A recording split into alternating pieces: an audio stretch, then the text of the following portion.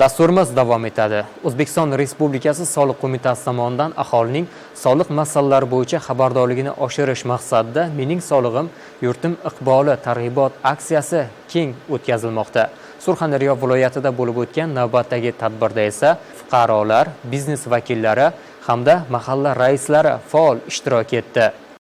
Respublikamiz bo'ylab Mening solig'im, yurtim iqboli aksiyasi davom etmoqda. Navbatdagi ana shunday uchrashuv Janub Gavhari Termiz shahrida bo'lib o'tdi. Shahar markazidagi san'at saroyi surxondaryoliklar va mehmonlar bilan gavjum bo'lib, tadbir ko'tarinki ruhda boshlandi. Uchrashuv avvalda mamlakatimizda soliq sohasida amalga oshirilayotgan izchil islohotlar, soliq to'lash madaniyatini yuksaltirish hamda aholining huquqiy ongini va soliq savodxonligini oshirishga qaratilgan keng ko'lamli ishlar haqida so'z yuritildi. Viloyatda ham amalga oshirilayotgan ko'plab ezgu ishlarni aynan soliqlar tushumi orqali shakllanadigan davlat byudjeti hisobidan amalga oshirilmoqda.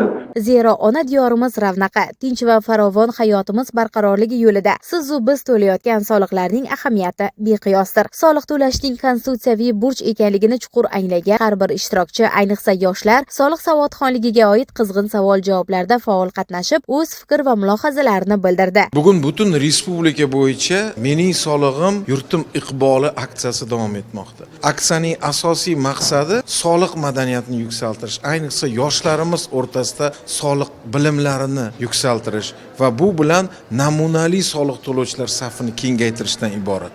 O'ylaymanki, bugun Surxondaryoda bo'lib o'tgan, Termiz shahrida bo'lib o'tgan tadbirimiz ham albatta o'zining ijobiy samarasini beradi. Qaysi ma'noda biz bugun yoshlarimizni soliq borasidagi bilimlarini bilib oldik, bilmaganlarini o'rgatdik. Qolaversa eng namunali soliq to'lovchilarni qaysidir ma'noda soliq idoralari tomonidan rag'batlantirdik.